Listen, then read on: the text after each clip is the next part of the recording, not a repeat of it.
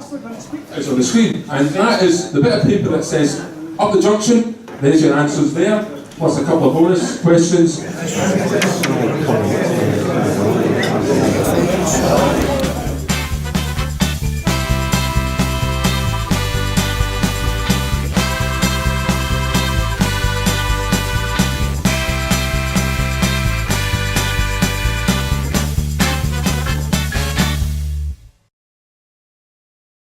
It's a real pleasure to be here this evening and just to share a little bit of my story, the work that God's done in my life. Is it possible to be a Christian and a rugby player? What does that look like? What are some of the kind of tensions that exist there? And but I want to start off by telling you a story, and it's a true story. It's a story from a rugby match that happened down in the Borders. A friend of mine, Brycey, was not so good at rugby, and he played for Stuart's Melville's second team. And he was playing down in Melrose one afternoon. In England, the snow comes from up to down, okay, right? So like, it's just pretty conventional. It just falls and it settles and all of that sort of thing. In Scotland, snow goes sideways. Have you noticed that? So Brycey was playing out there on this rugby pitch down some farmer's field in Melrose. And he's getting colder and colder. This is an absolute, I promise you, this is a true story. And so Brycey's saying to his teammates, do you know what, the next time somebody comes anywhere near me, I'm going to absolutely pile drive him into the floor. Anyway, so Brycey tackles this bloke, drives him into the ground, puts his hand into the guy's face to stand back up, and the guy goes, what on earth are you doing? And to his horror, he looked down and he had just tackled the referee. True story, he tackled the referee who was coming to tell him that the game had been abandoned because of the blizzard conditions. And, you know, it's true. And I start with that story because for me it's kind of, the first time I heard it I just loved it, but it's come to be something of a metaphor for me about what my life was like before Jesus and what my life has become since I came into a relationship with Jesus in the year, in the 99-2000 season was when I was playing for England schoolboys. And I got an opportunity to become a professional rugby player. At that point in my life, I would have said that I was a Christian because basically I was white and middle class and English. You know, I didn't know anything about it, but you know, I just assumed that that's what I was. And I got an opportunity to sign as a professional at Glasgow. I made it into the first team squad and we were going off on pre-season tour. And our manager, who was the great French winger Philippe Saint-André, he was the former French captain, and he said this to us the day before we went on tour. We were going to France where he was a legend. He said, boys, all you'll need is money for beer and for condoms. That's what he said to us. And I'm there and I'm 18 years old and I think I'm a Christian, but I'm like, wait, you know, I thought I had made it at that point. It's ridiculous, but I thought, you know, this is the life, you know, and we're going out and chasing after women and drinking way too much.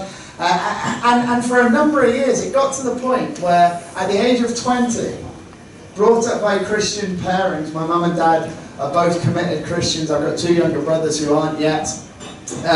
But at the age of 20, I wouldn't even go to church on Christmas Eve with my family because I said I would be such a hypocrite if I were to go to your church. And so I went out drinking with a friend and turned up at the church drunk with my shirt at age 20. And then 6 months later, I'm playing for Coventry in the English First Division by this point, and I broke my wrist playing.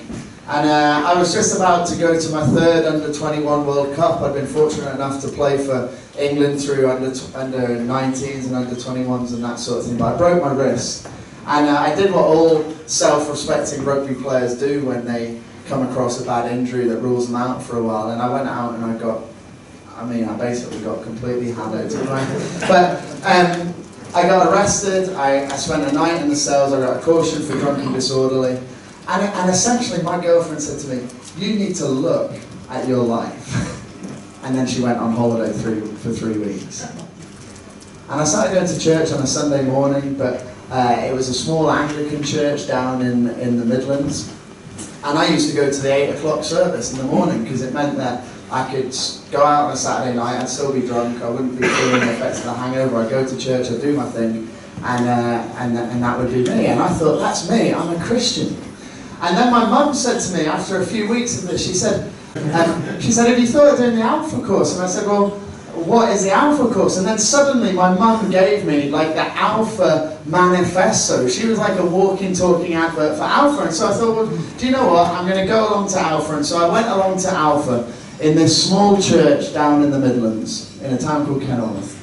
And there was me, there were three young mums, 2 old ladies running the course, and a guy with special needs. And the pastor of the church, who subsequently became a great mentor of mine, said, the first time I saw you, I thought, this guy will not be back. God had other plans. That first Tuesday morning when I was there on the Alpha course, the topic was, why did Jesus die? And Nicky Gumbel was telling this story, and all of these things came up on the screen. It was a whole list of sins, or what he called sin. I didn't even really know what sin was at that point. And I literally sat there, and I was just like, tick, tick, tick, tick. If that had been a multiple choice questionnaire, I'd have got 100%. And it was literally like someone stabbing me in the heart. I sat there and I was like, well, I won't tell you probably what I was like, but I was like, what on earth am I going to do about this? And so the next morning I went back to the church, and I was reading through the Alpha manual, and I was reading my Bible that I had from when I was a kid. It was one of those Good News ones with, you know, like the stick people in it and a little bit of colour. You'll know what I mean. So I had that Bible, I think, from maybe when I was christened or something like that. And I'm sat there and I'm reading the Bible, and I'm reading the Bible, and I'm thinking, oh my goodness, you know, something's got to change in my life, but I didn't know what it was. And then the next day I went back, and there was a funeral on in the church, and I still go back to this very place. So there was a funeral on in the church, and so I went and I sat around the corner, and I sat down on the grass, and I found myself reading the book of Galatians. It was through some of the notes from Alpha. And as I read that, this guy Paul, who I knew nothing about, was saying that you don't need to be circumcised, which I was very relieved about. And he's saying that. And suddenly, I can't tell you quite how it happened, except you'll know it was the Spirit of God. It was just like a bullet through the eyes, and I realised there was nothing that I could do to wipe out that sin that had appeared on that board before me on that Tuesday morning. But the great news was that Jesus had done this incredible thing for me through his life, through his death, through his resurrection, his ascension, the pouring out the Holy Spirit, and his invitation to follow. And at that moment, my life literally turned around. And you know, I told you that story about the Christmas, so this was just after Easter, 13 years ago. And the Christmas before, I told you, you know, I wouldn't even go to church because I said I'd be hypocritical, and I turned up at the church drunk, having been in a fight. And the assistant minister in that church remembered that story, and I was giving my testimony a few weeks later. I said, I've met you before. I said, do you remember the drunk guy with the blood on his shirt and the ripped shirt on Christmas Eve? And she was like, yeah. I said, that was me. And it was just an unbelievable picture of God's transforming power. And at that time I was kind of like, well, is it possible, I was playing professional rugby at that time, is it possible for me to carry on as a professional rugby player and a Christian? That it is. And I had this picture of Christianity as being like kind of this basically a little bit wet, you know. I can't see everyone's footwear, but I'm just going to say, I had this picture of like socks, sandals, trousers that were too short for you, and BO with old jumpers. Do you know? That was my picture of what Christian men looked like and how Christian men operated. And then I had the privilege of starting to get to know a whole load of guys who were involved in a whole load of things that I would never have associated Christians as having been involved in. Professional sports people, high-end business people, you know, people from all walks of life. It was absolutely incredible. And I started to realise that actually I could continue to be a professional rugby player. And so for the next 3 years, I carried on being a professional rugby player. I had this sense that perhaps God was calling me to some form of ministry, but I didn't know what the timing was. And then eventually 3 years later, I moved up here to Glasgow and went to ICC. As I say, being a Christian and a rugby player, I do not believe there's any contradiction in that. It's the sort of rugby player that I was where the contradictions came.